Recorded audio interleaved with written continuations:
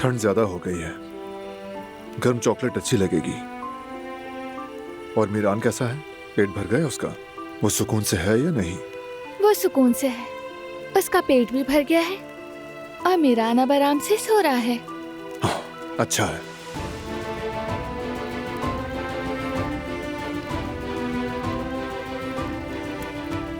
हमारा बेटा अंदर सो रहा है और हम बाहर एक साथ हैं। डर लगता है कि ये खुशियों भरा लम्हा खराब ना हो जाए। मीरान के जागने पर खराब हो जाएगा। मैं वो नहीं कह रही। मैं जानता हूं अच्छी तरह। अब कोई बुरा ख्याल नहीं आना चाहिए।